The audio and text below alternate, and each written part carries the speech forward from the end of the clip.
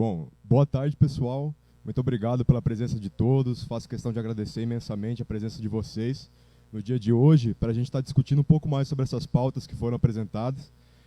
E, bom, meu nome é Luiz, eu sou da etnia Rundiquim Kaxinawá, e hoje eu quero conversar um pouquinho mais com vocês sobre cultura indígena, mais especificamente sobre o processo da escravização do nosso povo e como isso afetou e traçou os rumos da nossa cidade também, como exemplo.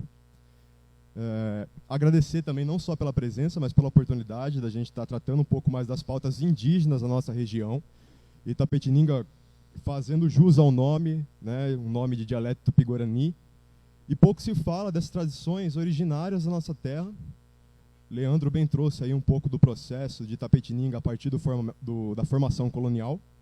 E eu queria conversar um pouco com vocês mais desse território, muito tempo antes da gente começar a chamar de Itapetininga, de cidade, de lar, ou do que mais a gente possa querer chamar essa nossa região.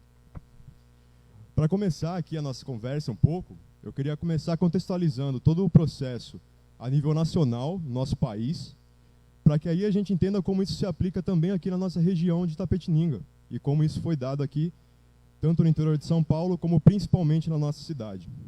E eu queria começar a introduzir o assunto com vocês, falando um pouquinho sobre o que é indígena, o que é índio, quem são e da onde isso começa.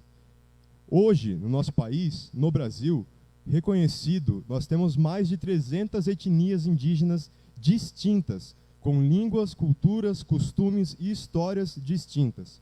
Hoje a gente pode traduzir essa palavra etnia, povo, como uma palavra mais popular, como nações, reinos e até mesmo países, se a gente tentar simplificar um pouco o modo de entender todo esse processo. É como se no país onde a gente chama de Brasil, hoje, existissem mais de 300 outros países que não são reconhecidos como nação, pela falta de um território próprio e até mesmo pela falta de um sentimento de nação construído, o que a gente apresenta aí como uma das doenças sociais, que é a falta do reconhecimento étnico. Bom, quando Portugal chega a essas terras pela primeira vez, dá-se um dado que eles encontraram por aqui mais de 1000 povos diferentes. Desses 1000, 300 e pouquinhos permanecem até hoje. Então, o genocídio étnico-cultural que aconteceu no Brasil, por mais que isso não esteja registrado em todas as plataformas de divulgação científicas e culturais, de longe é um dos maiores do planeta Terra. A guerra civil que os indígenas vivem no Brasil dura mais de meio milênio e é uma das guerras mais duradouras da história da humanidade. A partir do momento onde você tem uma população que precisa lutar, eventualmente armada, pelo seu direito à vida e à subsistência, isso caracteriza uma guerra civil. Uma população civil lutando contra um sistema opressor. E essa guerra civil dentre os povos originários contra o sistema colonial dura mais de meio milênio só aqui no Brasil. Hoje a gente pode entender o Brasil também como um cenário cruel e triste de se entender as culturas indígenas sobrevivendo em meio aos escombros até o dia de hoje. Porém, a gente pode entender também o Brasil como um exemplo de resistência antissistêmica para o planeta Terra, onde mais de 300 etnias permanecem vivas culturalmente, lutando há mais de 500 anos para prevalecerem a sua cultura e a sua identidade. Então, o mesmo cenário que nos mostra tristeza, dor e perdas, nos mostra também povos que são exemplos para o mundo em resistência e em resgate étnico. E isso, a hora que eu estiver passando as imagens, você passa para mim, tá bom? Obrigado. Então, para começar a falar um pouquinho sobre isso, a gente entendeu que existem muitos indígenas, né? São índios e não só índio. Existem muitos de nós e somos todos diferentes, culturalmente, fisiologicamente, linguisticamente, assim como todas as outras nações que constituem a humanidade. Aqui no Brasil, por muito tempo, acreditou-se que o homem era recente nesse território. E a gente acreditava por muito tempo que a primeira manifestação humana a chegar aqui nesse território, ela era estritamente asiática. Não se sabe exatamente ao certo se era mongolesa ou se era de algum outro ponto da Sibéria, mas sabe-se que eram asiáticos que vieram para cá. Em primeiro lugar, acreditava-se que pelo Estreito de Bering, que é um local, um ponto geográfico, onde por um determinado ponto de tempo na história, o homem conseguiria atravessar o oceano a pé. Mas de um tempo para cá, com algumas descobertas arqueológicas, inclusive no Brasil, a gente conseguiu compreender que o homem no Brasil é muito mais antigo do que a gente imaginava. E a primeira irradiação humana a chegar nas Américas e formar toda a população nativa e originária dessas terras era africana. E esse é um ponto curioso que a gente vem trazer, unindo a história africana com a história nativa do Brasil. A primeira irradiação humana a pisar nessas terras veio direto de África para cá. E foram os primeiros povos a povoar essas regiões. Esse discurso, apesar de ser um fato, ainda assim é muito discutido, é muito negado por boa parte da comunidade científica da Europa, que diz que talvez o homem não tivesse capacidades motoras, tecnológicas, de vir navegando em canoas rudimentares da África para o Brasil naquele período, sem saber se guiar com orientações náuticas mais avançadas. Porém, gera a dúvida para nós da racialidade se essa afirmação não diz respeito se homens conseguiriam chegar ao Brasil, e sim se homens negros teriam essa capacidade náutica e de arquitetura para construírem esses veículos para chegarem até aqui.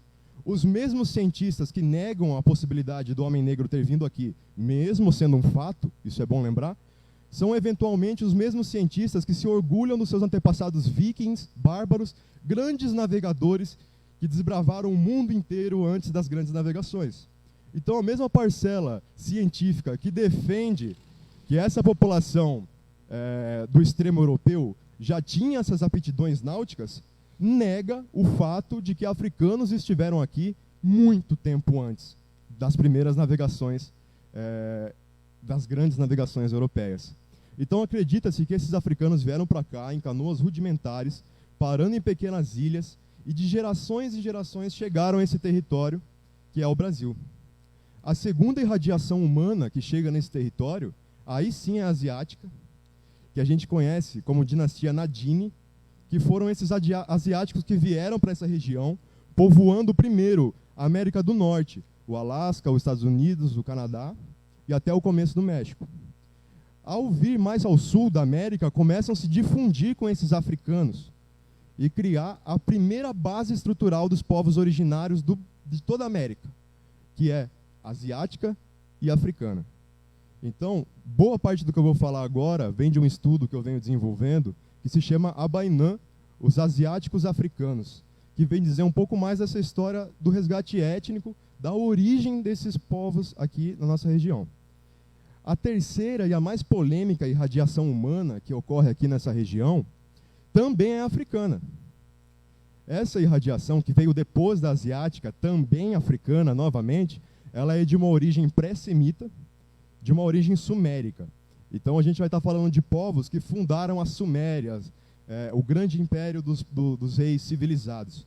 A gente está falando de uma população africana que foi responsável pela criação da roda, do número de casas, da língua escrita, entre outras milhares de tecnologias e avanços que até hoje a humanidade, dentro do nosso período de tempo, não conseguiu reproduzir ou avançar tecnologicamente até hoje, como avançamos naquele período, principalmente se tratando de Suméria. E esse povo pré-sumérico, que veio para o Brasil, já embasado nas lendas dos seus antigos antepassados, que contavam que, quando o navio sumia no horizonte do mar, ainda assim haveria terra. Então, teoricamente, esses povos africanos, por milênios, já teriam orientações náuticas para a América, porque seus antepassados vieram muito tempo antes para cá. Então, a terceira irradiação humana, a sumérica, é quem vem definir de fato todos os traços finais da nossa cultura, como fenótipo, a nossa aparência, a nossa morfologia, mas também a nossa língua e os nossos costumes. Essa irradiação sumérica trouxe para os nativos da América culturas como o achatamento do crânio, o uso dos dreadlocks, fundamentou a língua tupi-guarani, que é uma das línguas mais utilizadas no Brasil indígena, tendo aí um fato curioso da semelhança morfológica e até fonética, incrivelmente, entre a língua sumérica antiga e a língua tupi-guarani atual aqui no Brasil. Então, essas três irradiações humanas foram as principais a construir essa sociedade de mais de 1000 povos que dividiam esse território antes da chegada do homem branco. A gente vai entender que, primeiro, o que a gente chama de Pindorama, que era o território antes de se chamar Brasil, dentre milhares de significados que pode ter essa palavra, Pindorama, o significado que a gente mais gosta é a terra de todos, nos referindo como árvores, onde numa floresta tem espaço para todas as plantas. Pindorama era um reino de mais de 1000 reinos, onde conflitos étnicos, como são descritos nos livros hoje, de fato, pela nossa visão, é uma falácia. Quando o homem colonial chega aqui, o primeiro ponto que ele se atenta é desconstruir toda essa energia que se instalava na nossa região, onde conflitos por território, alimento, pobreza, desigualdade, entre todos os outros motivos que geram conflitos hoje, não existiam na nossa realidade. Bem como os descendentes africanos, éramos todos reis, rainhas, usufruindo de um pedaço de terra que era de todos nós. A desigualdade social e a pobreza foi uma realidade enfrentada pelos povos originários somente após o Brasil colonial. Pindorama era referência de um sistema independente, autogerado, e que hoje a humanidade, no alto de vários discursos, até mesmo europeus, tenta resgatar essa sociedade auto-administrativa em que Pindorama viveu por milênios antes da chegada do homem branco. Por isso, a gente começa a entender o primeiro conflito de quando dizem que o indígena é o retrocesso, o indígena é menos evoluído ou o indígena é menos modernizado do que o homem atual. Para nós, para os pesquisadores, isso é muito embasado nas vestimentas, nos costumes, nas construções sociais, na nossa sociedade, no modo da nossa arquitetura, no nosso estilo de vida. Por muito tempo, os cientistas europeus passaram a acreditar que isso era sinônimo de uma sociedade mal desenvolvida. Porém, entendemos que, aqui, nessas terras, apesar da ciência dizer, não saber ao certo quanto tempo estamos aqui, o meu povo, o povo Runicuinca Xinauá, conta por si só que estamos apenas no Brasil há cerca de 40 mil anos. E isso é uma expectativa que a gente não tem certeza. O meu povo, o povo Runicuinca Xinauá, ele é descendente dos Incas, que foi um dos maiores macro-impérios indígenas que existiu em toda a América. E quando a gente vai falar, eu vou voltar a falar um pouquinho mais disso mais a fundo, de macro-impérios indígenas, a gente vai entender que esses avanços sociais, grandes civilizações, grandes construções, não eram apenas um artefato do europeu. Quando eles chegam aqui, ao contrário do que eles descrevem nas suas literaturas, não se encontra só mato e animais. Existem estradas pavimentadas, existem feiras de troca, existem em todo o continente americano pirâmides de pedra que duram milênios construído, embarcações, ilhas artificiais, sistema social, sistema de comunicação, de mensagem à distância, ou seja, uma sociedade como vocês conhecem. Isso já existia. E quiçá ainda melhor organizada do que vemos hoje como Brasil. Quando o colonial chega aqui, ele precisa imediatamente desconstruir tudo o que encontra, já que vieram no intuito de colonizar essas terras embasados na crença de que encontrariam seres sem almas e menos evoluídos. Quando chegam cá nessas terras desconhecidas e encontram uma sociedade extremamente afinada em cosmologia, em arquitetura, em plantio, em comunicação, eles se deparam com uma sociedade que passa a ensinar quase que 70% junto com a comunidade preta do que hoje é a ciência branca. Hoje, a nossa ciência acadêmica, boa parte dela foi ensinado e foi roubado dessas culturas que sabiam plantar, que sabiam dividir, que sabiam construir. O princípio básico do europeu para a dominação é a não aptidão da sua subsistência. Por motivos geográficos, como o extremo frio e etc., mas também por um desenvolvimento natural da sociedade. E ao chegarem aqui, surrupiam boa parte desse conhecimento e adotam como deles. Bom, voltando um pouquinho aqui. Quando a gente vai falar de macro-império indígena, a gente vai entender, vamos falar do povo Inca, por exemplo. O povo Inca foi um dos maiores impérios aqui na América. E quando a gente trata de império indígena, é um conceito diferente do império colonial, que é movido na conquista, no roubo e no apoderamento. Chamamos de império essas macro-comunidades indígenas, não porque essas lideranças tiveram que se apropriar de forma agressiva de suas terras, e sim pelo tamanho colossal dessa organização social.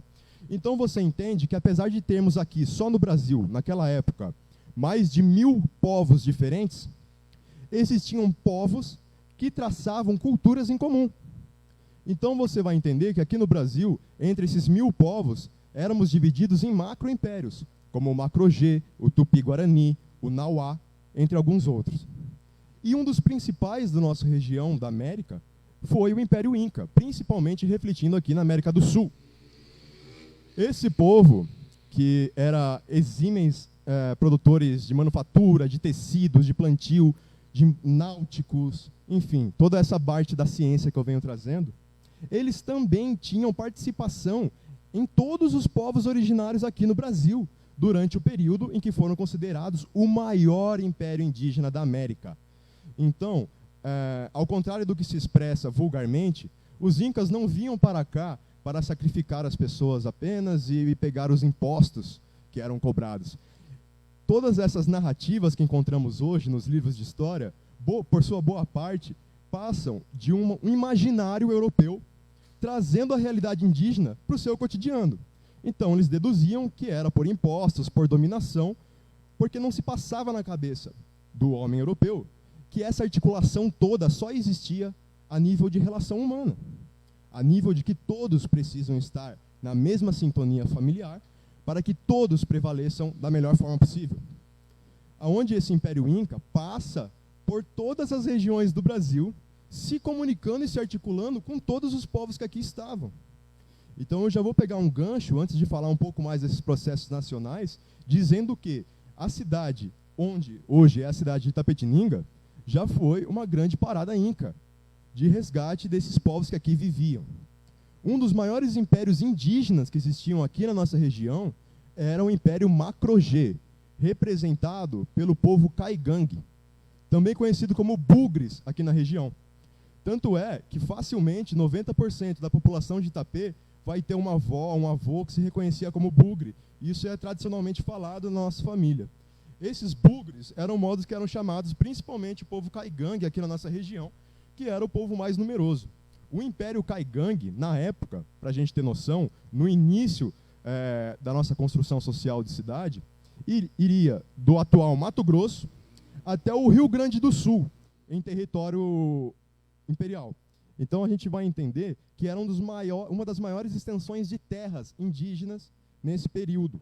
E Itapetininga, para todo esse Império Caigangue, já foi considerado por muito tempo uma grande metrópole indígena, onde aqui existiam grandes cambirás, que em Tupi-Guarani quer dizer feira de troca. Então, se a gente fosse comparar a uma economia social a qual o colono veio para cá, Itapetininga, para os indígenas, era de extrema importância para levar, inclusive, produtos manufaturados de volta aos impérios incas para fora do Brasil. Então, aqui em Itapetininga, por ser praticamente meio de caminho entre o começo e o final desse Império Caigangue, e também pelo ambiente natural que encontraram aqui, foi uma grande metrópole indígena. Tanto é que até hoje, lá no estado do Acre, onde é a terra originária do meu povo ancestral, o Runicuim Kaxinawá, Itapetininga é conhecido. E isso é uma surpresa, muito, para quem é daqui, como eu. E saber que o nome Itapetininga, como cidade do interior de São Paulo, também é muito falado, lá nas aldeias dentro do estado do Acre, na divisa com o Peru, como sendo uma cidade prometida, uma cidade encantada, um território místico guardado a 7 chaves dentro de toda essa história encantada do nosso povo, como sendo símbolo de uma grande sociedade indígena que aqui já existiu. E uma das questões que sempre me veio à cabeça, quando eu passei a entender um pouco mais sobre essa história, depois de muita labuta, porque afinal de contas a academia nem sempre consegue nos ceder esse tipo de informação, principalmente tendo em vista o apagamento histórico que os indígenas hoje e sempre vivenciaram aqui no Brasil, foi uma surpresa entender que Itapetininga teve essa participação histórica para os nossos povos aqui na região. E a pergunta que sempre me surgiu é: para onde foram os donos? E para onde foi toda essa densidade indígena que vivia nessas terras e criaram todas as estruturas que aqui estão, inclusive o Herman, como referência disso, também pode estar falando melhor, inclusive as propriedades da nossa atual Mata Atlântica, da nossa região, tem a participação dessa comunidade indígena, que também veio cultivando espécies endêmicas de outra região para cá, para a nossa região. E me perguntando para onde foram esses donos, para onde foram esses indígenas, eu comecei a me deparar cada vez mais fundo com um tema que a sociedade brasileira deixa escapar muitas das vezes, que é a escravidão indígena. Em primeiro lugar, sim, os indígenas foram escravizados anos antes da comunidade negra chegar aqui no Brasil. E as tentativas de abolição da escravidão indígena aqui no Brasil, pela nossa ótica, são falácias. O povo Runicuim, por exemplo, soltando mais uma curiosidade para vocês, que é o povo de quem eu descendo, teve o último registro de mão de obra escrava na década de 1980. Então a gente está falando que lá no coração do Acre, onde não entra drone, onde não entra câmera, onde a Globo não mostra, até o ano de 1980 existiam grilhões no nosso povo, sendo forçado a trabalhar nas seringas e na extração de borracha no estado do Acre. E isso, apesar de ter sido uma grande comoção mundial, essa história, facilmente foi esquecido e apagado nos nossos veículos de mídia aqui no Brasil. A escravidão mais antiga que se tem história, que se durou mais tempo aqui no Brasil. Então a gente vai entender que o povo Runicuim, ele foi o primeiro povo a ser escravizado no norte do Brasil e o último povo a ganhar sua liberdade, nos anos de 1980, onde ainda existiam fazendas que concentravam famílias inteiras acorrentadas dentro de suas comunidades. Então a gente vai entender que essa escravidão indígena, além de ser um fato, ela traça boa parte do que hoje a gente entende como cultura no Brasil. Primeiro, é interessante a gente lembrar que quando o homem branco chega aqui e encontra toda essa civilização, ele não nos trata como burros, como ele gosta de dizer, que basta trocar miçanga que o índio dá toda a terra. Eles tiveram que lutar e muito. Morreram muitos deles. Muitos navios naufragaram antes de pisar na praia. E essa é a história que a gente tem que lembrar. Que o homem branco não chegou aqui mentindo para o indígena, ou tratando o indígena como ingênuo, como eles costumam dizer. O homem branco chega aqui sabendo o tamanho da barreira que ele tem que enfrentar. E logo, sabendo disso, ele corre para construir artimanhas para desestruturar e desmoralizar essa grande sociedade que aqui vivia. Então, quando o homem branco passa a contar para o mundo que o povo aqui é animal, não tem alma, é burro, não pode viver sozinho, que não sabe o que fazer com a vida, quando ele começa a desconstruir tudo o que ele achou aqui de verdade, é o primeiro passo para o genocídio que a gente vive hoje. Tanto é que um dos argumentos também para a comunidade indígena ao ser escravizada, era que também indígenas escravizavam indígenas aqui em Pindorama. O que, para a nossa ótica, também é uma grande falácia. O que acontece é que povos considerados mais ingênuos, também rotulados como mansos aqui no Brasil, eram os indígenas que, para o português, não tinha valia do serviço. Ou pelo seu porte físico ser mais pequeno, ou pela sua postura perante o trabalho, eles eram considerados mansos e não bons para o serviço. Então, no começo dessa história toda, um dos principais povos considerados mansos foi o povo Guarani. Então, no começo dessa história toda, o português tenta um tratado com o povo Guarani, iludindo eles de que, se eles capturassem outros indígenas e doassem para a coroa, eles nunca sofreriam a escravidão. o que foi uma grande mentira. O povo guarani também foi traído depois desse conto. Então a gente vai entender que quando a gente fala que indígenas escravizavam outros indígenas aqui no Brasil, nada mais é do que uma grande milícia portuguesa, culpando os indígenas e sem precisar pôr a mão no sangue sujo, fazendo toda a sujeira com os próprios indígenas. Parte desses indígenas, perante todo esse desespero que encontravam aqui, principalmente do povo guarani, se renderam inicialmente a toda essa proposta e passaram, então, a capturar outras etnias indígenas para doar para o português. Porém, vale lembrar que não foi assim que eles encontraram aqui. Afinal de contas, 1000 povos dividindo um território como o Brasil, que por mais que grande, não é infinito, conflito existencial gera extermínio racial. Sociedades que precisam conflitar por espaço e subsistência não conseguem, muitas das vezes, dividir o mesmo território com outras pessoas, como foi o caso dos europeus, que por isso precisaram vir para cá e fazer o que fizeram.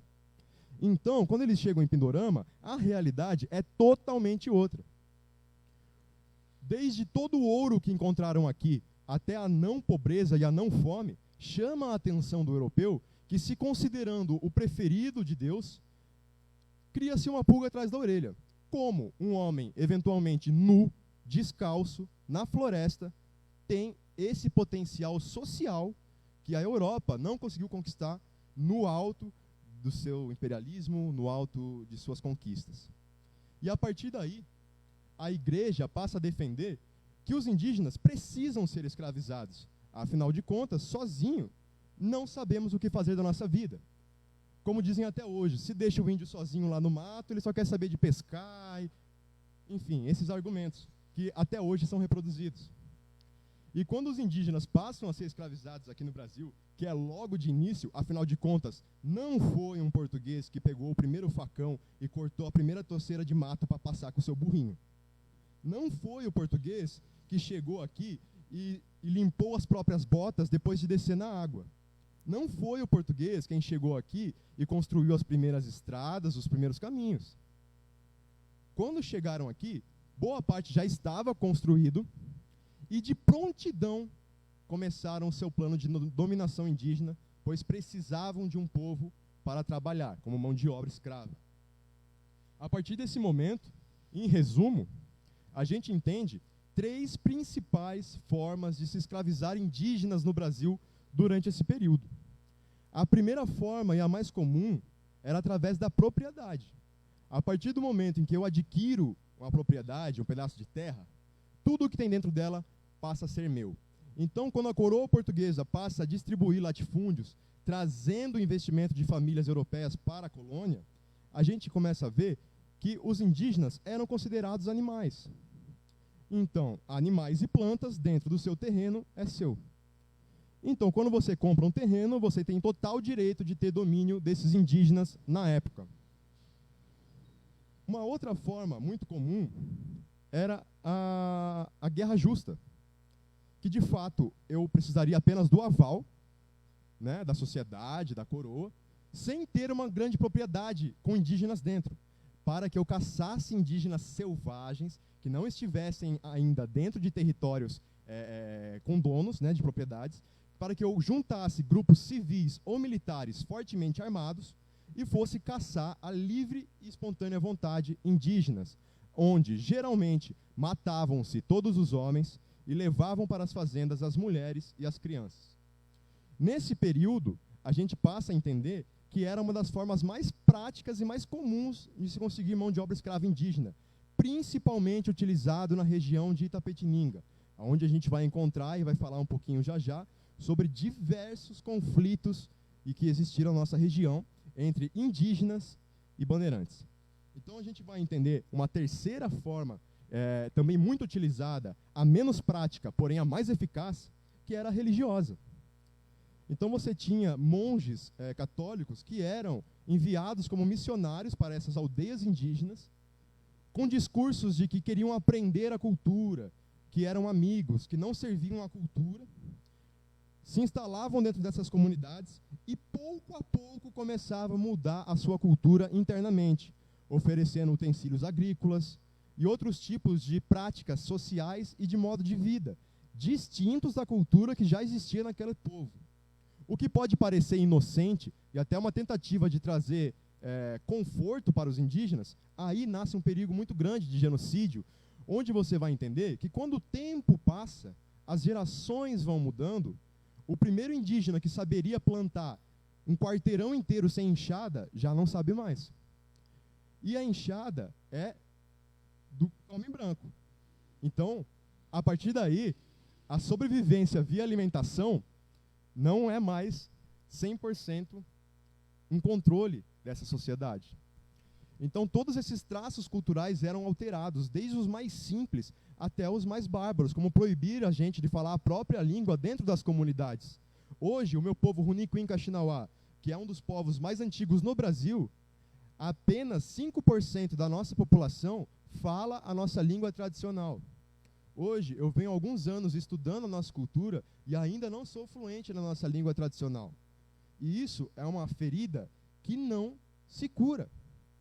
Então, quando a gente vem falar sobre cultura preta e cultura indígena no Brasil, é importante dizer que sim, também, como eu disse aqui, é sinônimo de luta, mas também somos aqui vítimas de estupro, de genocídio, de roubo, de assassinato. A nossa história dentro desses 500 anos não tem sido romântica como os livros eugenistas vêm dizer, indigenistas vêm dizer, que a gente está mostrando aqui indígenas felizes com a situação que encontram. Felizes éramos quando tínhamos o total direito sobre a nossa vida. Hoje, a comunidade indígena, constitucionalmente, ainda não tem um direito definido sobre a sua vida, sobre a sua sociedade, a sua economia e, principalmente, sobre os seus territórios. Então, a gente está passando num momento no Brasil, como a gente vem enfrentando, de demarcação de território indígena, é a maior prova, mais descarada do universo, de uma guerra civil extremamente perigosa e velada em que a gente vem vivendo.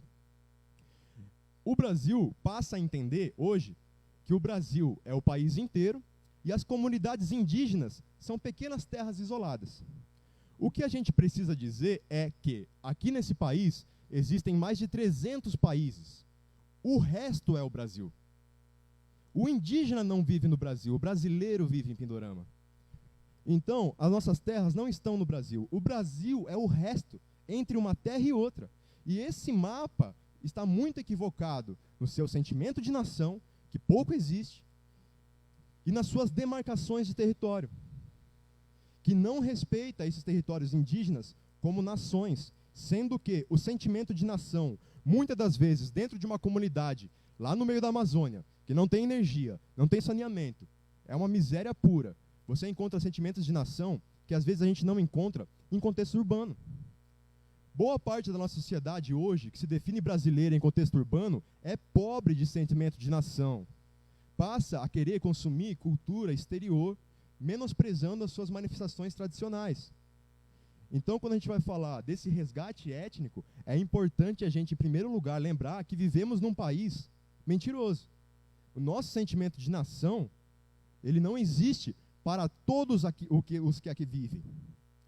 Principalmente para os que já estavam aqui. E não só que serviram como mão de obra escrava, mas que entregaram para os portugueses um território que, ao contrário do que eles falam, não era só mato. Então a gente vai entender que a mão e o suor indígena na construção desse país Brasil, ele não começa só quando a gente é escravizado. Afinal de contas, não deu tempo de desmanchar tudo que a gente fez para o homem branco não aproveitar. Então, quando eles chegam aqui, eles já encontraram milênios de desenvolvimento. E esses milênios de desenvolvimento continuam, com toda certeza, nas costas desses indígenas, que até hoje sofrem desse apagamento histórico e cultural. Essa escravidão indígena que a gente vem trazer é um assunto muito difícil da gente estar buscando conhecimento. Primeiro, pelo apagamento histórico. É um fato que o termo escravidão indígena ainda, mesmo que dentro das comunidades racializadas, seja pouco compreendido, principalmente nas escolas e na nossa cultura popular. A escravidão indígena, ela precisa ser entendida não só como um meio da gente tentar resgatar algum reaver com toda essa história, mas também é importante a gente entender a escravidão indígena para contextualizar quase que toda a cultura brasileira. Pois, quando eu digo escravidão indígena, é o primeiro momento na história em que, falando preto ou falando indígena, está falando da mesma coisa. Quando começaram a botar as primeiras correntes no nosso pé, não nos chamavam de Guarani, ou de Caigangue, ou de Tupiniquim. Chamavam de preto da terra. E assim que era. Então, dentro das senzalas, acreditava-se que pouco indígenas e negros se encontravam, tudo bem. Porém, pouco não é nunca. Indígenas e negros convivem nas senzalas desde a chegada dos africanos para cá. Os primeiros homens acorrentados dentro dos porões já eram indígenas, que começaram a ensinar para a população preta as primeiras artimanhas de revolta, as primeiras formas de comunicação, as primeiras plantas do mato que o branco não sabia que era comida e você podia comer sem ele te xingar. Então, a gente começa a entender que, pelo primeiro momento na história, a comunidade preta e indígena passa a ser uma só. Por isso que hoje eu costumo defender a pauta afro-indígena. Quando a gente vai falar de comunidade preta ou de comunidade indígena hoje no Brasil, não se pode descartar nenhuma nem outra. Principalmente porque em meados da nossa vinda para as senzalas, a reprodução por livre e espontânea vontade entre negros e indígenas, ou negros e negros, indígenas e indígenas, era estritamente proibida. Os nossos trisavós começaram a nascer por escravos reprodutores, para que nós não tivéssemos, nas senzalas, sentimentos familiares. Então, chega um período na história, de boa parte de nós indígenas e negros, que não temos mais parentes, que não temos mais história, que não temos mais nomes a se falar, a se lembrar. Porque escravos reprodutores faziam esse serviço, como animais são tratados nas grandes fazendas hoje. E o homem indígena com o homem negro passa a se difundir, então, dentro das senzalas. E ali é que nasce o primeiro sentimento de nação 100% brasileira, que é a cultura carimbó. Hoje, eu costumo dizer que eu não me reconheço como um indígena urbano ou urbanizado, como é falado por aí. Porque o indígena urbanizado é aquele fenômeno onde o indígena sai de sua terra original por vontade própria, para estudar, para trabalhar, ou por uma pressão política, econômica, ou até mesmo porque a aldeia se tornou uma grande cidade com o passar do tempo. O indígena carimbó, diferentemente do indígena urbanizado, é aquele que só sai da sua terra original por via da escravidão. Então, os indígenas que foram escravizados e miscigenados pelo Brasil, não nos reconhecemos como indígenas urbanos, e sim como indígenas carimbó, e que constitui boa parte da nossa população, inclusive indígenas que se consideram urbanos por não saberem desse processo escravagista que a sua família enfrentou. Então, a gente vai entender que esse processo carimbó ou catimbó é a palavra designada para representar a primeira manifestação cultural 100% brasileira, que é a primeira fusão entre cultura indígena, de modo geral, com cultura africana, de modo geral. E nesses encontros é onde nascem boa parte das famílias brasileiras, inclusive a minha família. A minha família, ela é parte Runicuim Kaxinauá, a parte essa é onde eu herdo os meus traços genéticos, fisiológicos, fenótipos. E a outra parte é Mandinka, um povo africano do Império do Mali. Então, a gente vai entender que essas duas parcelas, principalmente africanas e indígenas, são as principais matrizes culturais do Brasil. É óbvio que a cultura europeia, principalmente a portuguesa, teve uma grande influência hoje na nossa sociedade, na nossa cultura.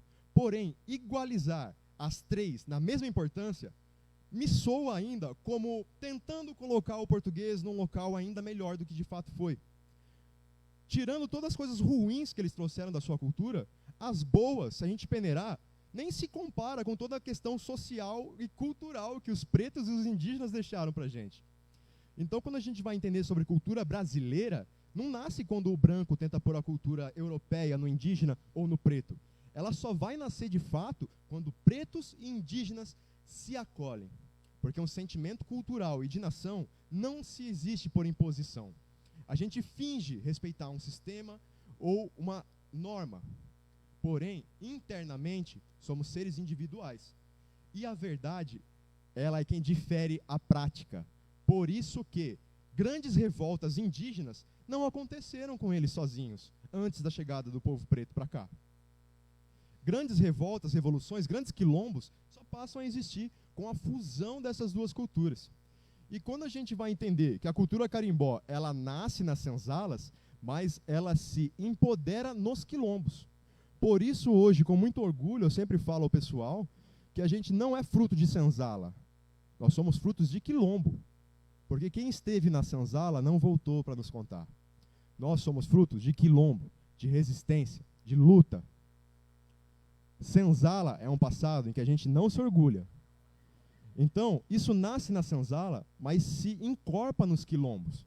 E quando a gente vai falar de quilombo, hoje, por exemplo, a nossa produtora, a Mandinga Produções, a gente se considera um quilombo digital, um quilombo urbano, e não uma empresa.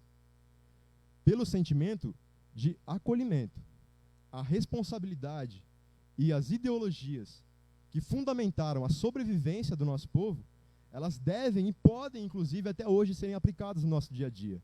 Da nossa posição perante os nossos irmãos e a gente conseguir dividir o pouco que a gente tem com os nossos irmãos.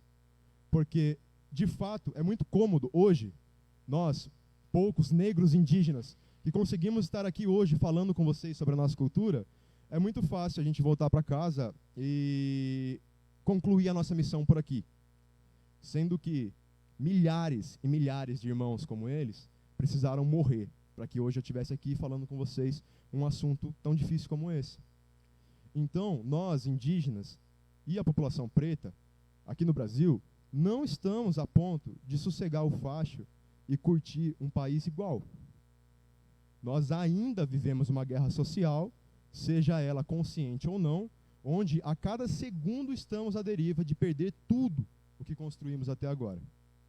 E quando a gente vai entender essa cultura que veio de quilombo, e o que é esse quilombismo que a gente tanto fala, que nada mais é do que um conjunto de práticas idealizadas pensando num bem comum, a gente vai entender que os primeiros quilombos, nada mais, nada menos, eram as aldeias indígenas.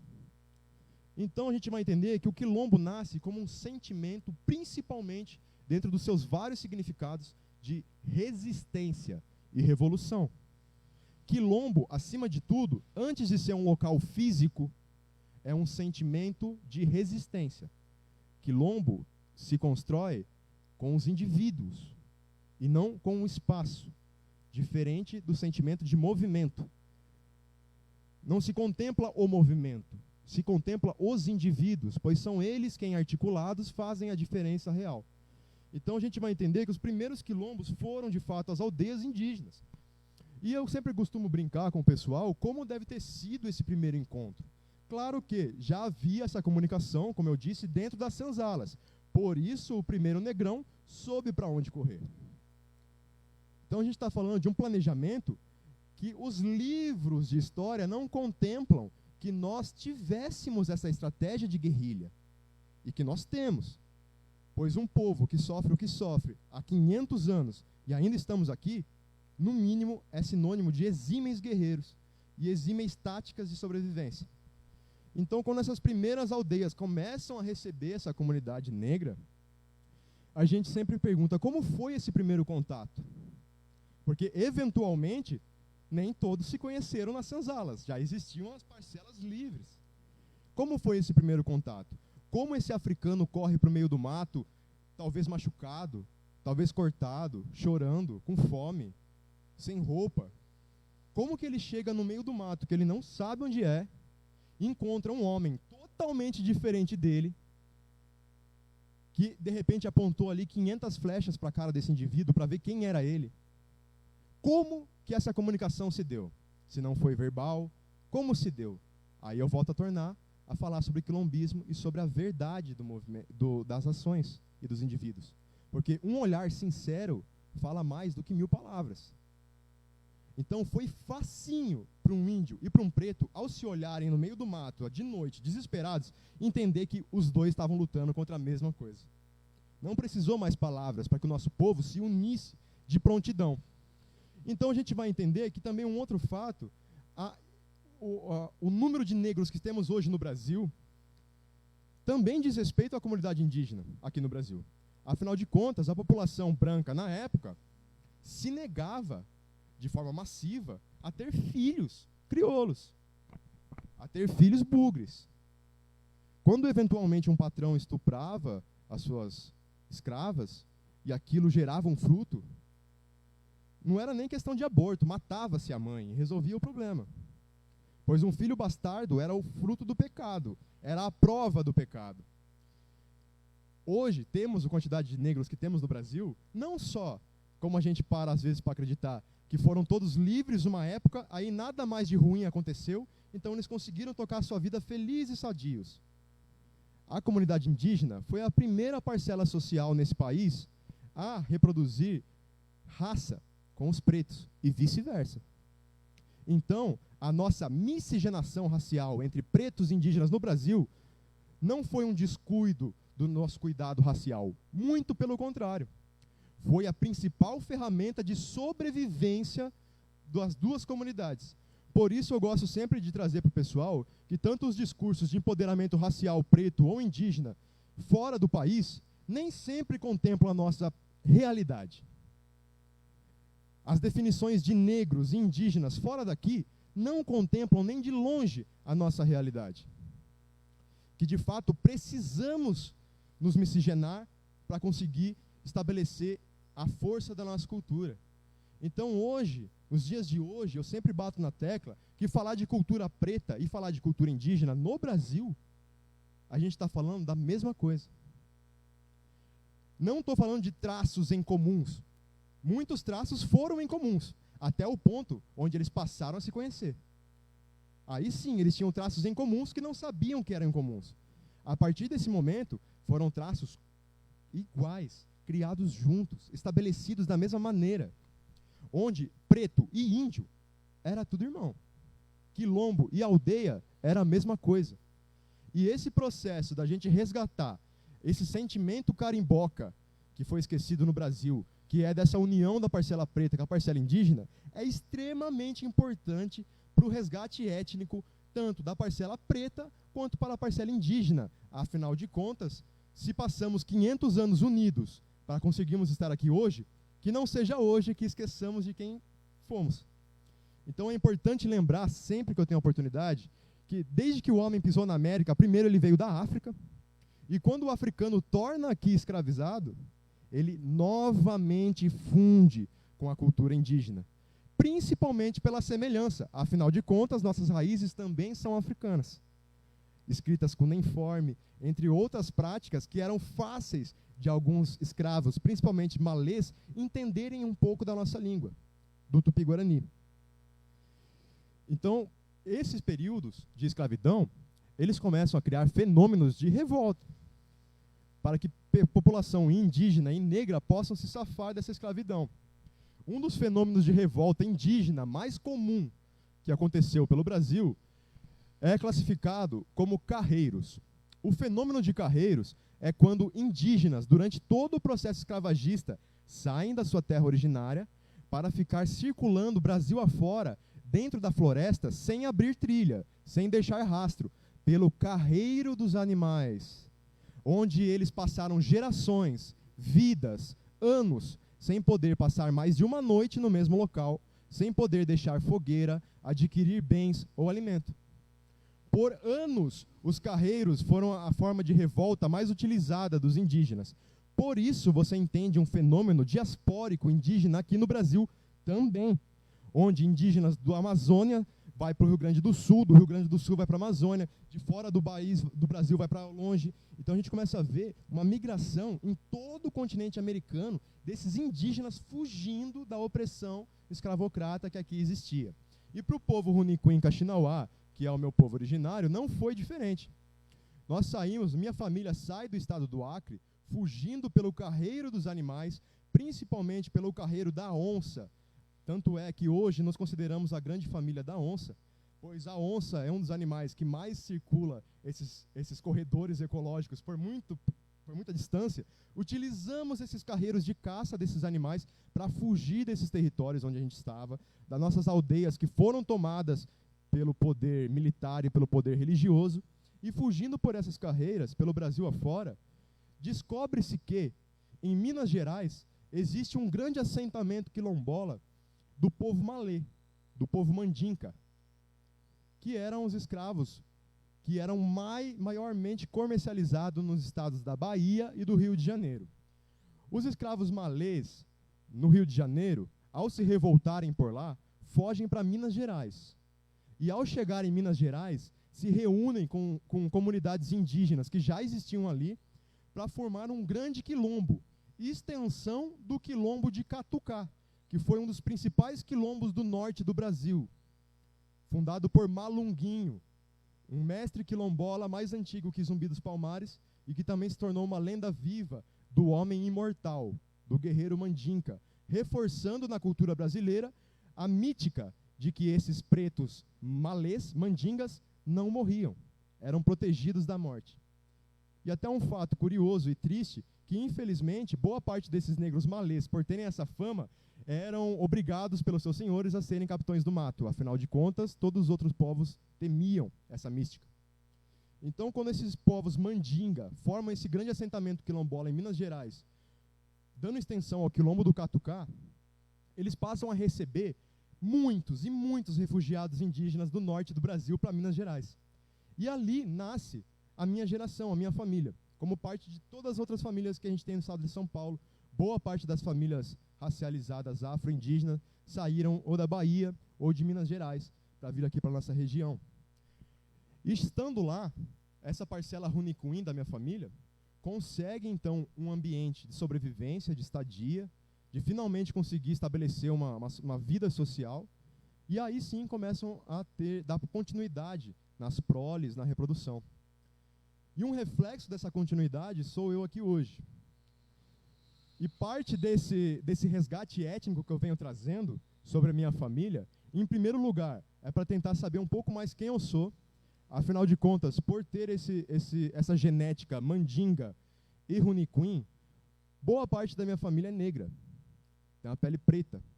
Tenho parentes retintos. E o homem branco, por sua natureza, também é muito diferente do fenótipo indígena. Então, numa sociedade onde pouco se entende o que é o indígena, é muito difícil nós, indígenas, nos reconhecermos como tal, principalmente em contexto urbano. Porque a sociedade tende a ditar o que é ser e o que não é ser indígena, animalizando e folclorizando a nossa cultura. Como se o indígena precisasse vestir X, Y para ser indígena, precisasse fazer isso ou aquilo para ser indígena. E é sempre a parcela colonial quem dita para a gente o que é ser indígena. Então esse é o primeiro ponto que me instigou a querer determinar o que é ser indígena, o que é ser afro-indígena, e começar a incentivar esses discursos para que nós, da comunidade racializada, nós passemos a definir o que é cultura tradicional, o que é ciência tradicional, o que tem valor e o que não tem. Pois boa parte dessa comunidade, principalmente indígena, no Brasil hoje, vive uma extrema miséria com PIBs em territórios indígenas que não se encontra na Somália, que não se encontra na Arábia Saudita. A distribuição, a qualidade de vida que a gente encontra em territórios indígenas no Brasil, a gente não encontra em nenhum desses locais que é famoso mundo afora pela sua pobreza e pela sua miséria. Então a gente vai entender que a gente precisa, em primeiro lugar, que nós, indígenas, que também temos milênios de conhecimento e de ciência, em primeiro lugar, passemos a definir como ciência o nosso conhecimento. Uma das grandes lutas que temos hoje é para que o nosso conhecimento tradicional seja reconhecido como ciência pelas academias, para que a gente consiga lutar contra o apagamento histórico. Afinal de contas, enquanto sempre depender de uma canetada para dizer se nós indígenas somos ou não somos o que falamos, e enquanto essa caneta sempre estiver na mão do colonial, a gente continua no mesmo espaço social. E sobre cultura afro-indígena, cabe principalmente à comunidade ditar e dizer, batendo os dois pés no chão sem medo, o que é e o que não é, para que a gente possa valorizar, principalmente internamente, os nossos conhecimentos. Hoje, a gente tem um trabalho também no Médio Xingu, no Parque Nacional do Xingu, com uma juventude indígena, com mais de 11 etnias distintas por lá. E a gente entende que a principal doença indígena, até fazendo um link para o que aconteceu aqui em Itapetininga com os indígenas, é a falta do reconhecimento étnico. Hoje, dentro das aldeias do Xingu, temos que ter trabalhos imersivos de muita força para resgatar traços culturais e étnicos desses jovens que vivem lá. Então, coitado de nós que estamos aqui. E esse trabalho é extremamente importante, afinal de contas, o maior índice de suicídio entre jovens no Brasil é da comunidade indígena. E esse fato se dá graças ao não reconhecimento étnico. O preto, na sociedade, ele enfrenta um outro dilema, aonde não se existe dúvida se uma pessoa é preta ou não é. A cor da pele dela é capaz de definir se para a sociedade ela é um indivíduo preto ou não. O indivíduo indígena, folclorizado, carregado de intenções animalescas, é muito difícil para a sociedade, primeiro, entender quem são esses indígenas, o que é, onde estão, quem dirá como deveremos ser. Então, a gente entende que, principalmente esses jovens urbanizados, em contexto urbano, existe uma dificuldade tremenda de reconhecimento étnico. Principalmente numa cidade do interior, que apesar de ter um nome indígena, com uma grande população indígena originária, pouquíssimo se fala sobre isso. Então, qual será o futuro desses jovens indígenas, hoje, por exemplo, se nunca mais a gente começar a falar, e além de falar, resgatar esses traços? Então, por aí, a gente entende que se hoje existem indígenas no Xingu, 100% fenotipados, que possuem doenças de falta de reconhecimento, está explicado o principal motivo do massacre de indígenas aqui na nossa região. Não é que boa parte desses indígenas foram embora daqui, ou foram mortos. A grande parte está aqui, inclusive nessa sala. A grande parte continua por aqui. Porque, como eu bem disse, a comunidade preta e indígena, a partir de um certo momento, passa a ser uma só. Esses indígenas continuam por aqui sem o reconhecimento étnico. Então, muitas das vezes eu estou caminhando pela rua, até brinco com a minha esposa, a gente vê traços fenótipos que tem indígenas na Amazônia que não possuem esses traços preservados de aparência física, em camponeses comuns aqui da nossa cidade, num mercadão, numa rodoviária. Esses são os indígenas Caigangue e Tupi-Guarani que lutaram com espadas, lanças e arco e flechas para que hoje a sociedade se estabelecesse nesse território, sofrendo uma gigantesca doença, que é, em primeiro lugar, o apagamento histórico, e, em segundo lugar, a falta do reconhecimento étnico. Esses conflitos eles foram tão agressivos aqui na nossa região, a ponto dos ricos, né, vamos assim dizer, porque não tinha só a participação política ou militar, mas dos ricos da região, de pressionarem o poder político para direcionarem uma tropa armada, militar, para Itapetininga, para lutar contra os índios. Então a gente vai entender que existiram várias tentativas de se lutar armadamente, com agressividade, com morte, contra esses indígenas que cá viviam. Porém, os indígenas conheciam a terra, conheciam muito bem suas armas, e esse é um principal ponto que a gente precisa resgatar, precisa recuperar do resgate étnico, o nosso fenótipo, o nosso DNA. O indígena, ele se alimenta diferente, ele sabe beber a água diferente, ele sabe a planta que cura e a planta que mata, ele sabe para onde correr. O indígena, por sua maior parte das vezes, boa parte das etnias aqui no Brasil, possuíam um porte físico muito mais musculoso, ágil, do que os europeus. Numa guerra mão a mão, numa guerra sangue a sangue, mesmo armados com pólvora, era muito difícil você bater e contra-atacar um contingente gigantesco de indígenas que aqui viviam. Então as tentativas de luta sempre foram por outro lado, de dizimar nossa cultura de dentro para fora como forma de genocídio. Então a gente vai entendendo que não foi diferente em Itapetininga. As tentativas de conflito foram inúmeras.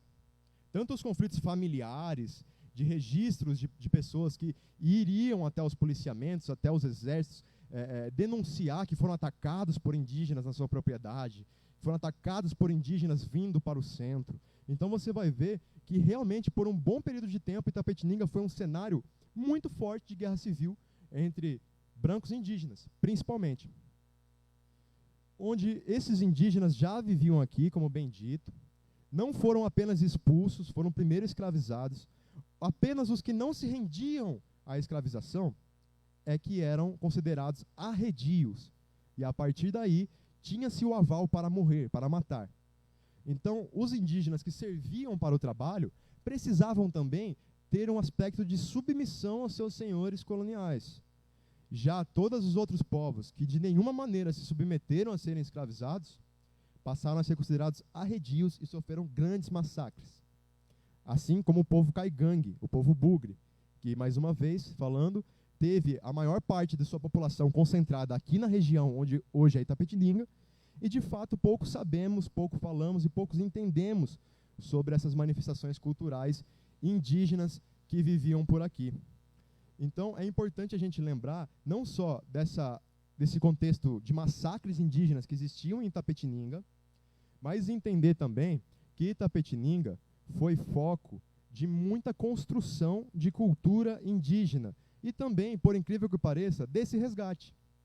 Afinal de contas, parte dos indígenas que começaram a povoar essa região vieram somente no momento da colonização, refugiados do litoral, onde a gente passa a encontrar traços tupiniquins, kaiowás e de outras etnias aqui em Itapetininga, juntamente com os guaranis e com os caigangues, que eram a maior porcentagem.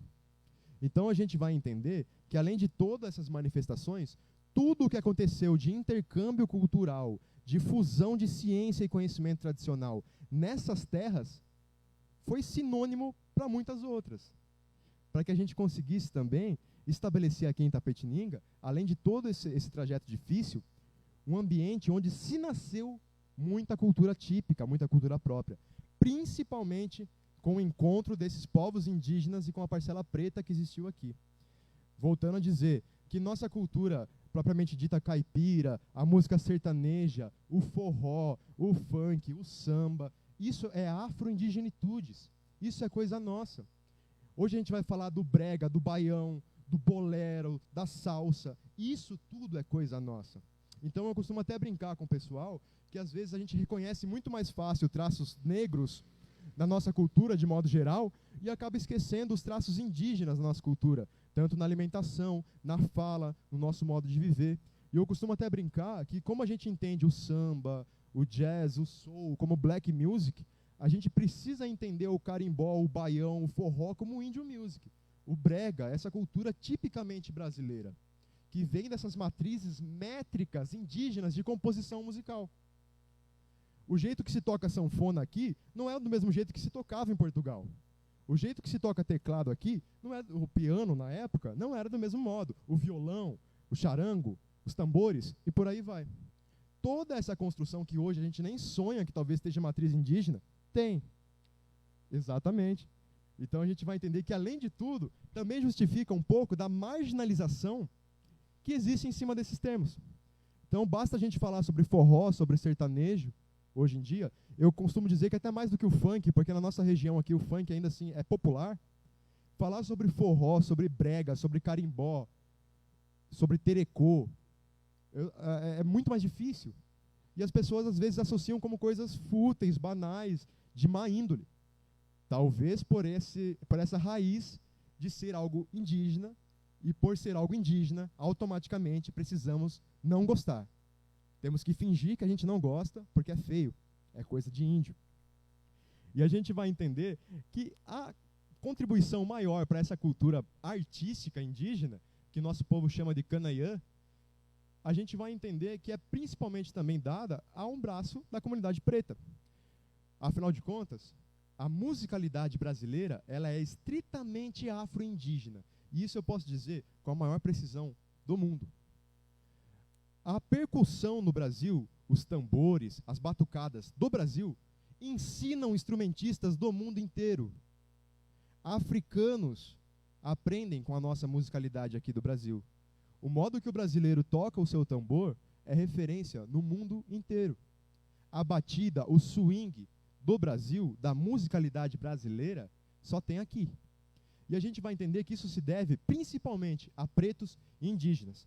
O preto, quando chega de África para cá, ele não traz o tambor dele. Ele não traz nada.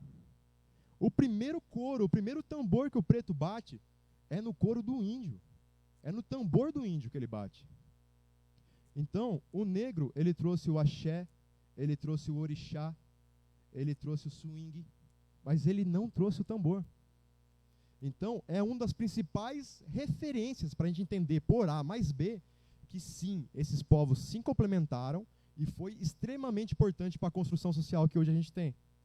Então, a gente vai entender que além desses traços culturais, a gente passa, nesse momento, a nos nomearmos como gangolês ou carimbós, que são índios e pretos juntos. E essa tradição cultural, musical, vem se difundindo desde aquele tempo até hoje, nos dias de hoje, e entendendo que, para isso, é importante a gente entender todo esse processo de escravidão. É por isso que é importante entender que indígenas também foram escravizados, para a gente entender que, de fato, estiveram com os negros e, por isso, a nossa cultura ela é assim. Boa parte do que não temos resposta para a nossa cultura hoje se dá ao fato por não conhecermos a nossa cultura pessoal, por não conhecermos o nosso passado.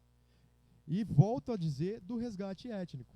Afinal de contas, como eu costumo dizer para o pessoal, aqui em Itapetininga, principalmente porque eu nasci aqui, então entender como que um negro do Mali, um indígena do Acre, foi ter um trisneto em Itapetininga, foi um processo muito difícil para unir os pontos até chegar de volta ao Acre, a Minas Gerais ou em África. E entender todo esse processo do resgate étnico se faz importante para todos nós. E em Itapetininga foi um processo muito difícil. Então, desde criança, pelos meus traços genéticos, eu fui uma criança japonesa, eu fui uma criança asiática. Ou eu era o japonês na escola, ou eu era o boliviano. Ninguém vai olhar para você e falar, caramba, você é indígena. Ou se você fala que é indígena, é quase uma ofensa. A pessoa fala, não, você não é índio. Você não é índio, você é moreno. Você... Não, cara, isso é meu orgulho étnico. Então, quando a gente se reconhece como indígena, não é tão fácil como parece sair falando por aí ou escrever nas nossas redes sociais que a gente é indígena. Ser indígena no Brasil hoje vai muito mais além de genética, sangue, DNA ou cultura. Ser indígena no Brasil hoje é resistência, acima de tudo. Resgatar com muito orgulho quem somos, pois não existe, como existe fora do nosso país, nenhum discurso racial aqui dentro que seja fundado o suficiente para dizer que fenótipo, cor de pele e traço físico define raça. Afinal de contas, fomos todos miscigenados. Então, defender que um indivíduo só é preto ou só é índio quando respeita determinados traços, isso não se aplica no Brasil. Afinal de contas, não sabemos nem quem fomos há um tempo atrás, muito menos quem seremos amanhã. Ser indígena diz muito respeito ao hoje, ao se reconhecer. Claro que a gente toma um enorme cuidado com a apropriação cultural, que é uma das maiores dores que o nosso povo sofre. Justamente por não ter um reconhecimento como cultura, todos se sentem no direito de se apropriar do que falamos. Então, a apropriação cultural é uma dor que temos cuidado e muito cuidado. Porém, o orgulho racial, sendo ele a palavra distante de uma supremacia ou de uma segregação, ele é de fato importante. A segregação nunca fez parte do discurso africano ou do discurso indígena. Porém, o orgulho racial não diz respeito à segregação. Ele precisa existir independentemente das condições segreguistas que a gente se encontra. Quando a gente está falando de orgulho racial para a comunidade preta e indígena, a gente não está falando com o mesmo tom que as comunidades brancas passaram a falar pela Europa, pelos Estados Unidos. A gente fala de um orgulho racial jamais fundado na supremacia ou nas diferenças das raças. E sim, a gente cita de um orgulho racial como a principal ferramenta para botar um sorriso na cara de um moleque, de uma criança, de uma menina, que não sabe direito quem ela é, quem o avô dela era, por que ela está ali, por que zoam ela na escola, por que ela não é preta nem branca. Ajudar a ter um espaço na sociedade para esses indígenas. A nossa sociedade brasileira, as pessoas enchem a boca para falar que é composta por brancos, pretos, indígenas, na maior parte das vezes, mas aonde que estão esses indígenas? Se não são esses que a gente já está acostumado a ver nos seus territórios, estereotipados. Onde estão esses indígenas? Então, ter o orgulho racial é o primeiro passo para a gente conseguir assimilar o resgate étnico. Afinal de contas, o caminho contrário foi o maior estabelecido. Fomos educados a ter vergonha de ser quem a gente é. Tanto é que quando você é agressivo na escola, quando é criança, é brincadeira de índio, que se fala pela nossa região. Quando você vai numa viagem que não dá certo, é rolê de índio. Então, toda essa desromantização cruel que aconteceu com as propriedades da nossa cultura, ela refletem até hoje, não só no modo que a sociedade olha para a gente, mas principalmente no modo em que a gente olha para a gente mesmo. Então, hoje, para o indivíduo olhar no espelho e se defender indígena no Brasil, ele não está só resgatando uma parcela de um orgulho racial, cultural, que ele jamais deveria ter deixado de lado, como também ele está servindo de um agente de representatividade, onde, hoje, indígenas, eu percebo com as crianças que a gente trabalha, você falar para um indígena que ele pode ser cineasta, produtor musical, cantor, artista plástico, ator, é quase impossível, é quase motivo de riso. É uma distância social tremenda. Então, para você primeiro falar para uma pessoa que tem fome, que perdeu filhos de desnutrição no meio do mato, antes da gente falar de assuntos como estética e até mesmo comportamento social, a gente precisa entender quais são as dores dessa população. Quem são os indígenas no Brasil? Boa parte deles estão, sim, em situação de extrema pobreza e de extrema miséria. Então, esses assuntos, cada vez mais precisam sair das grandes universidades, dos grandes centros urbanos, e deixar também de lado o linguajar acadêmico, para que a gente consiga atingir essa real comunidade que está no meio do mato, passando fome. Como é que eu vou falar sobre resgate étnico-cultural para uma pessoa que muitas das vezes não sabe que existe um outro município após o seu? Eu preciso primeiro resgatar as dores primárias dessa comunidade, articular as dores primárias dessa comunidade. Ninguém luta por cultura com fome na barriga. Eu preciso primeiro resgatar traços primários dessa sociedade. Esgoto, sentimento de pertencimento. Então, hoje, a luta racial indígena, ela se encontra num patamar em que a gente não percebe outras causas no mesmo estado de continuidade. Onde hoje a gente percebe que a parcela indígena, por exemplo, nos veículos de mídia, é quase inexistente. A representatividade indígena, de empresários indígenas que a gente conhece, atores indígenas que a gente conhece, infelizmente, ainda nem se compara até mesmo à quantidade de pretos ocupando essa posição de poder. Então a gente precisa de representatividade para começar a gerar um sentimento de orgulho racial e, a partir daí, o resgate étnico. E para isso se faz importante a gente preservar e incentivar esses jovens indígenas a entenderem o seu lugar na sociedade e começarem a galgar esses caminhos.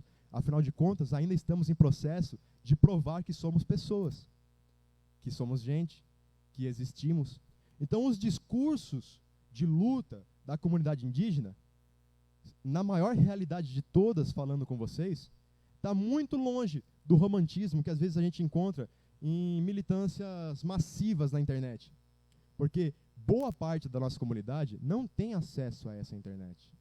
Boa parte da nossa comunidade não lê um livro em português porque não sabe. Quantos livros existem na língua? Quantos livros foram traduzidos para a língua? Quanto ensinamento acadêmico foi traduzido para a língua? Existe qualquer tradução simultânea em línguas tradicionais, como existe em libras ou dublagens em filmes? Então, existe uma clara negação de acesso ao conhecimento e da possibilidade para o pessoal, para a gente ir encerrando um pouco esse debate sobre a escravidão indígena e eu apresentar algumas fotos para vocês, porque eu acho legal, além da gente estar falando sobre a escravidão indígena, a gente ver um pouco dessas faces, porque humaniza um pouco mais, né? É muito raro a gente ver conteúdo de cultura indígena sendo disponível para que a gente tenha acesso, então eu acho importante. E antes da gente dar uma olhada nas faces dessa escravidão indígena na nossa região, eu sempre costumo dizer para a gente levar em pensamento e tirar a melhor reflexão possível dessa ideia, é que no Brasil, todos nós temos sangue indígena, uns na veia e outros na mão. Então isso é um fato. A nossa cultura já estava aqui, permanece aqui, e se depender de todos nós, permanecerá. Pois hoje eu me intitulo cineasta, produtor, mas são palavras do meio colonial que hoje eu utilizo para dizer que eu sou guerreiro. Eu sou um guerreiro do povo Runicuim. Meu povo já lutou com lança, com flecha, até com fuzil. Hoje a gente luta com comunicação. E a articulação é a principal ferramenta de luta para os movimentos e para que a gente consiga, de fato, atingir a parcela da sociedade que não está disponível dentro desses veículos que facilitam esse transporte de comunicação. Então, que sejamos nós a representatividade para que, sem um texto ou sem um vídeo, a nossa presença diga muito sobre cultura indígena para quem precisa aprender. Então, eu queria passar para vocês, vou pedir para a aluna ir mostrando, aí a aluna vai mudando devagarzinho, eu vou comentando aí, tá? Um pouquinho. Algumas fotos eu vou comentar, outras não. Você pode ir passando assim naturalmente, a hora que for para comentar eu te aviso. Então a gente está vendo aí algumas fotos que retratam esses indígenas escravizados e percebam como eles estavam posando nas fotos. Afinal de contas, a gente começa a perceber uma relação de estimação dos escravos indígenas perante seus senhores, né? Então os indígenas passaram a ser, além de tudo, objetos exóticos de decoração, assim como animais também.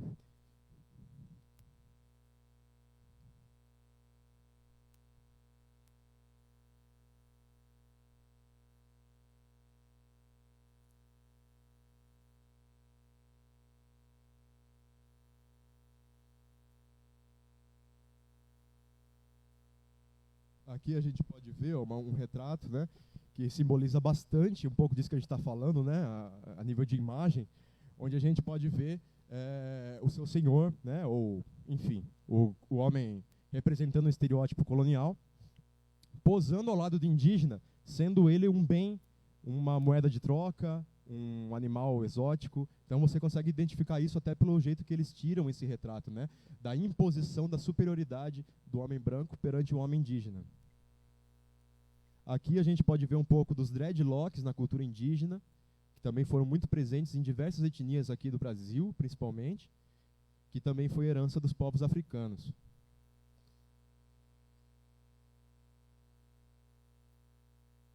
E apesar da gente reparar toda uma mise-en-scène artística, um cenário, uma composição de coisas para se tirar a foto desses escravos, que eram considerados exóticos pelo mundo afora, afinal, só tinha no Brasil, você repara, em contrapartida, a cara de sofrimento desses indivíduos que estão tirando essas fotos, bem arrumadinhos, sentadinhos, para a gente entender um pouco de como deveria ser esse processo e essa relação, né, entre os indígenas e os homens brancos.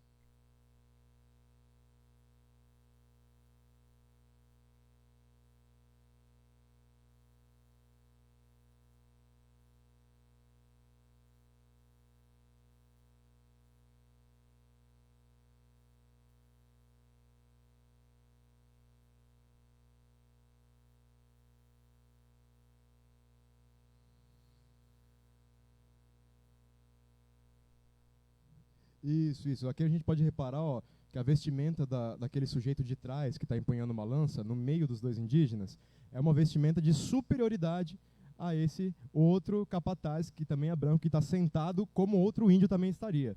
Então a gente começa a entender que provavelmente esse capataz era responsável pela segurança, pela captura, pela lida propriamente dita, até literalmente de encostar a mão nesses indígenas, e o seu senhor ali pousando. Afinal de contas, indígenas era sinônimo de riqueza, era como dinheiro aqui nessas regiões.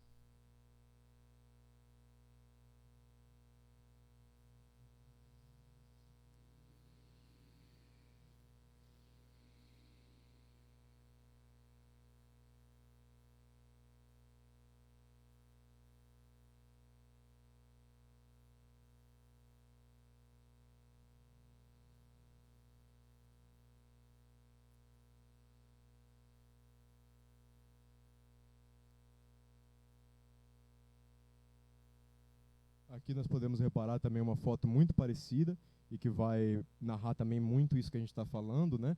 Inclusive até pela própria posição, expressão de todos ali na foto, a gente consegue ver nitidamente a ideia e a necessidade, né, da superposição do indivíduo branco perante os indígenas.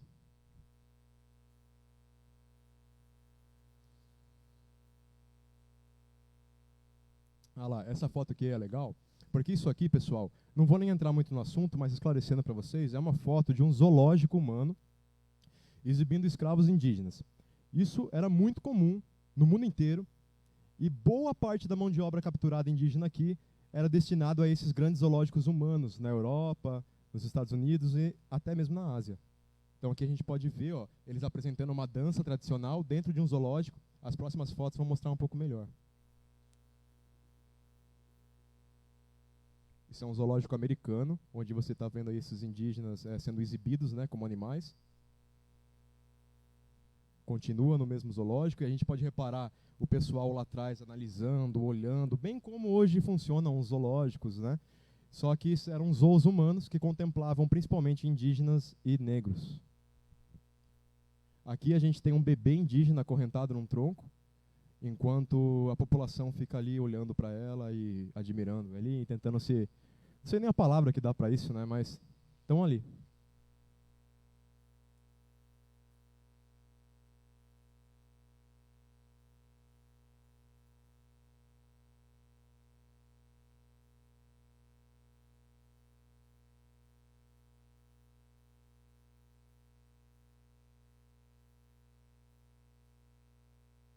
Aqui a gente pode ver um panfleto exibindo um pouco desses shows humanos, dessas apresentações em zoológico, né? Trazendo um pouco aí da contextualização das últimas fotos que a gente passou a ver.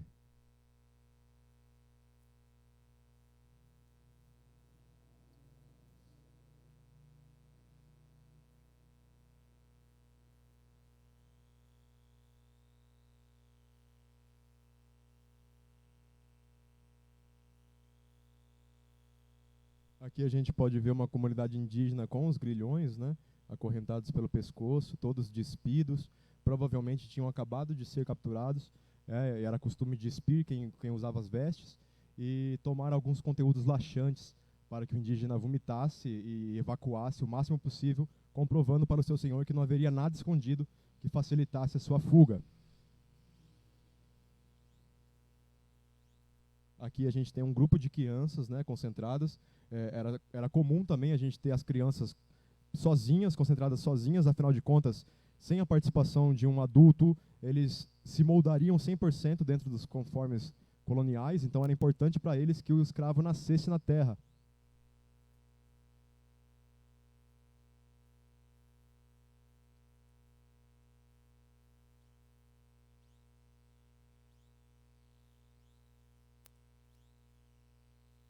Aqui a gente pode ver uma grande fazenda também, onde a gente repara um fato curioso, é que a gente consegue ver aqui os dois principais, provavelmente senhores da fazenda.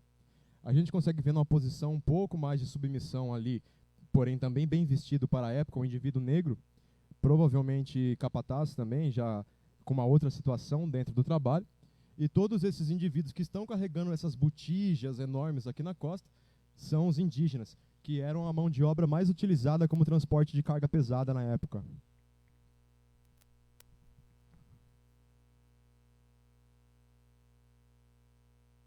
A hora que acabar, você me dá um toque, porque eu não... então beleza. Então, pessoal, essas fotos eram para a gente mostrar um pouquinho mais dessas faces da escravidão. Como a gente vem falando muito sobre a escravidão indígena, eu achei que fosse importante a gente olhar um pouquinho, pelo menos, para esses rostos indígenas, que para além de contextualizar tudo o que a gente conversou aqui hoje, também vem com o propósito de trazer essa indagação para a gente. Que esses indígenas que a gente tanto fala, passando por folclore, por guerra, por escravidão, por mística, passando por todo esse universo, os indígenas, de quem a gente tanto fala, são gente como a gente, são pessoas como eu e você, e que muitas das vezes passam despercebidos no nosso cotidiano, não só presencialmente e fisicamente, mas sim nos seus traços invisíveis, nos traços culturais, nos traços sociais, étnicos, até mesmo religiosos, aonde a gente passa a entender que na nossa tradição indígena, O índio nunca morre, ele se enraiza e dá novos frutos. Por isso acreditamos que indígena é uma força vívida, eterna e consistente. Os indivíduos são apenas frutos naturais, bem como as plantas e os animais, nossos irmãos, que somos mecanismos da propagação desse Yuxin, como chamamos, que é o espírito central da nossa comunhão. Por isso que todos os indígenas da América se consideram um só povo, parentes. Nos chamamos de parentes e de irmãos.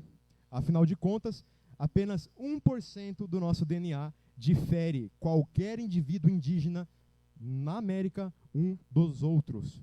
Sim, somos todos irmãos, e é por isso que a gente vem trazer um pouco dessa compreensão sobre a escravidão indígena, para a gente entender um pouco mais como estamos aqui, por que estamos aqui e como essa realidade indígena se aplica e vem se aplicando.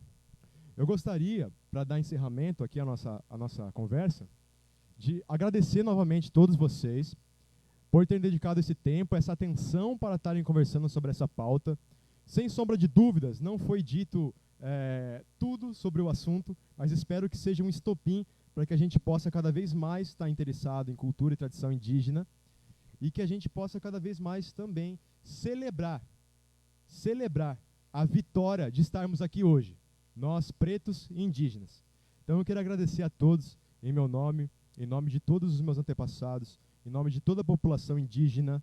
Eu tenho certeza que momentos como esse são uns grandes brados no coração da terra, para que a gente lá na Amazônia, ou aqui em Itapetininga, entenda que a nossa história é a mesma. Antes, muito antes de chamarem de Amazônia ou de Itapetininga, já éramos um só. Então eu quero trazer essa reflexão para vocês, para a gente entender cultura indígena como unificação em primeiro lugar e como diversidade. Somos mais de 300 etnias. Então eu convido a todos vocês também para estar conhecendo um pouco mais desses trabalhos, para conhecerem inclusive a UNJINX, no Médio Xingu, que é a organização que a gente colabora com eles, que é a União da Juventude Indígena do Médio Xingu, que é uma organização criada pela bancada do Cacique Raoni para dar suporte técnico e capacitação para jovens adolescentes que serão futuras lideranças de suas aldeias. Então existe um trabalho político e social de capacitar esses futuros caciques, cacicas, com capacidades técnicas, informações, etc., para que eles tenham um governo, para que eles tenham uma liderança sobre principalmente suas próprias vidas. Então quero deixar esse convite para que conheçam a UNJINX, que mesmo no estado do Pará tem muito a ver com a nossa realidade aqui. Aprendendo muito com eles, a gente já passa a conhecer também muito sobre a nossa história aqui em Itapetininga. Então agradecer a todos vocês, convidá-los a conhecer um pouco mais sobre o trabalho da UNJINX e, de modo geral, contemplarem aí todas as manifestações culturais indígenas quando e sempre que puderem. Então agradeço a todos vocês mais uma vez, muito obrigado, axé, até a próxima.